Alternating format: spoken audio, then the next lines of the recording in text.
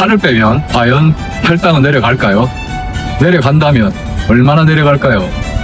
저는 지난 2달간 총 8kg을 감량했습니다. 이 과정에서 알게 된 혈당 변화의 결과를 오늘 여러분과 함께 확인해 보고자 합니다. 오늘 영상에서는 8kg 감량 후 혈당이 얼마나 변했는지, 2달 만에 어떻게 8kg를 감량했는지, 마지막엔 반드시 조심해야 하는 중요한 주의사항까지 여러분께 공개하겠습니다. 끝까지 시청해주세요. 2달 동안 감량한 체중은 스스로도 놀라운 8kg입니다. 체지방과 함께 당뇨인에게 중요한 골격근량을 인바디로 살피며 근손실을 경계했습니다. 잦은 운동으로 몸의 수분과 근육 속 글리코겐이 빠진 상태에서 측정한 결과 1-2kg 정도는 물 몇 잔에 또 채워질 수 있는 상태입니다. 가장 눈에 띈 변화는 체지방이었습니다. 지방 21%에서 16.6%로 하락, 체지방 4.9kg이 빠졌습니다. 내장지방 레벨은 2단계 하락. 이는 단순히 굶어서 몸무게만 줄어든 것이 아니라 다이어트에 중요한 지방이 장작처럼 에너지로 채워졌다는 의미겠지요. 아쉽게도 혈당 저장고 역할을 하는 골격근량은 1kg 정도 감소했습니다. 운동 과정에서 근육 속 포도당 저장고인 글리코겐과 수분이 함께 빠진 영향으로 영양소 보충과 휴식으로 이후 다시 회복되는 것이 여러 차례 반복되었습니다.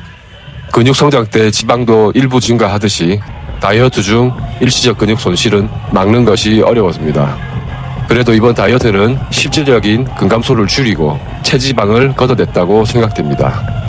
지방이 빠지자 제 기분엔 혈색이 밝아지고 주름도 조금 개선된 것 같은데 이건 제 기분일까요? 이렇듯 줄어든 체지방은 혈당에 어떤 변화를 만들었을까요? 혈당은 전날 생활습관이 반영되는 공복 혈당을 이틀에 한 번 체크해 추이를 살폈습니다. 공복 혈당은 처음에 제자리를 지키려고 버텼습니다. 당화 혈색소 6.1에 비해 130에서 140 정도로 높게 유지되던 공복 혈당은 체중이 줄어들며 체지방이 빠질수록 조금씩 고개를 숙이기 시작했습니다. 체중이 6kg가 빠진 한 달쯤 되던 시기에 서서히 내려가던 공복 혈당은 결국 정상인 기준인 100 이하를 기어이 찍고 말았습니다. 8kg쯤 감량한 2달째 이르러서 최소 수치 90을 찍었습니다. 꾸준한 관리에도 좀처럼 받기가 쉽지 않던 숫자인데 실로 오랜만이라서 감격스럽기도 하더군요. 혈당이 내려간다는 건 몸에 포도당만 쓰던 상태에서 비상금처럼 쌓아두던 몸속 지방도 함께 에너지로 쓰기 시작했다는 신호겠죠. 여러분 중에도 경험해 보셨겠지만 혈당값이 정상 수치에 이르자 혈당이 감소하며 겪던 저혈당이 소리 소문 없이 사라졌고 공복 상태에서도 배고픔이 덜해지는 몸의 변화를 체감했습니다. 결론적으로 영양 부족이 아닌 체지방이 태워진 다이어트는 하이브리드 자동차처럼 에너지 대사의 유연성이 좋아짐을 의미하더군요. 이로 인해 인슐린의 저항성이 개선되면서 혈당 수치가 함께 개선되는 것을 2달간의 실험으로 확인할 수 있었습니다.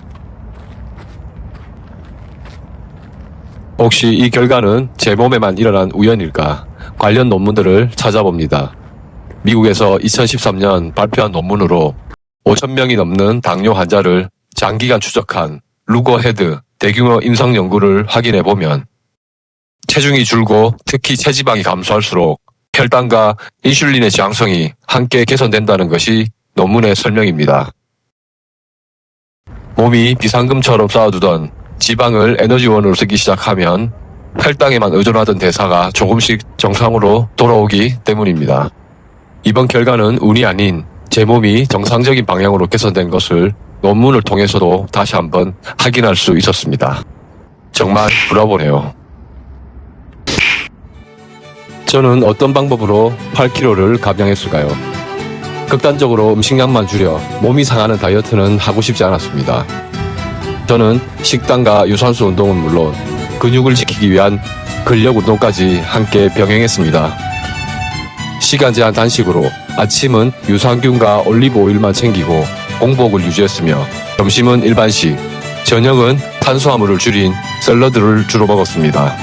과거에 탄수화물을 줄이고 단백질을 제대로 챙기지 못해 근육이 빠졌고 기초 대사량까지 떨어져 오히려 살이 찌는 몸이 됐던 다이어트 경험이 있습니다. 같은 실수를 반복하지 않기 위해 제 몸에 맞는 단백질 1일 권장량 약 100g을 목표로 했고 음식으로 부족한 양은 간단한 프로틴으로 보충했습니다. 유산소 운동은 슬로우 조깅을 선택했습니다. 걷기에 2배의 에너지를 쓰고 무릎 부상의 위험이 적다는 소문과 근육의 성장도 돕는 운동이라고 알려졌기 때문입니다. 2달 동안 총 50회 약 160km를 달렸습니다. 거북이 달리기 같은 속도라 뒤에서 걷던 아주머니에게도 추월을 당하는 굴욕을 맛봤지만 언제나 꿋꿋하게 제 페이스를 지켰네요. 러닝에 익숙하지 않았지만 슬로우 조깅은 처음 달릴 때부터 편안하게 달릴 수 있어 저에게 새로운 즐거움이었습니다. 여기에 스쿼드, 종아리 운동, 팔굽혀펴기 같은 근력 운동을 함께하며 상하체 근육을 최대한 유지하려고 노력했습니다. 결국 특별한 비법은 없었습니다. 소식하고 공복에 열심히 운동하려고 애썼고 근육을 지키는 것, 저는 이 3가지 기본을 2달 동안 계속 반복했습니다. 지금부터 내용은 여러분께 무엇보다 중요한 내용입니다. 다이어트를 하면서 가장 조심해야 할 것이 있습니다. 저는 한때 혈당만 잡겠다는 생각에 음식량만 줄이며 체중 감량에 집착했습니다. 결과는 체지방이 아닌 근육이 빠져버린 근감소증이었습니다. 근감소증이 오자 몸을 지탱하는 힘이 약해졌고 목 디스크가 생기며 어깨 통증까지 심해졌습니다. 관절도 불편해지면서 활동량이 줄었고 결국 혈당 관리도 더 어려워지는 악순환이 시작되었습니다. 여기에 당뇨인이 꼭 기억해야 할 것이 있습니다. 당뇨 관리의 목표는 몸무게를 줄이는 것이 아니라 근육을 지키고 체지방만 줄이는 것입니다. 근육은 혈당을 가장 많이 사용하는 저장고이자 소각로입니다. 근육이 많을수록 혈당을 더 잘 쓰게 되고 인슐린 장성도 개선될 가능성이 높아집니다. 그러니 당뇨인은 물론 다이어트를 하는 분도 근육을 키우고 체지방을 줄이는 몸을 만드는 것이 훨씬 중요합니다. 이 점이 이번에 제가 가장 중점을 두고 노력한 부분이기도 합니다. 50대 이후엔 근육은 한번 잃으면 회복이 정말 어렵습니다.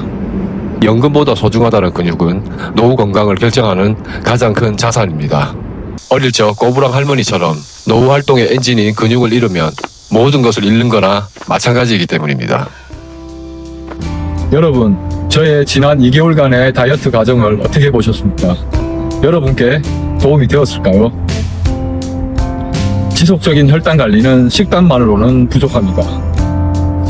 체중을 관리하고 근육을 지키며 지속적으로 움직여야 한다는 것이 저의 2개월간의 결론입니다.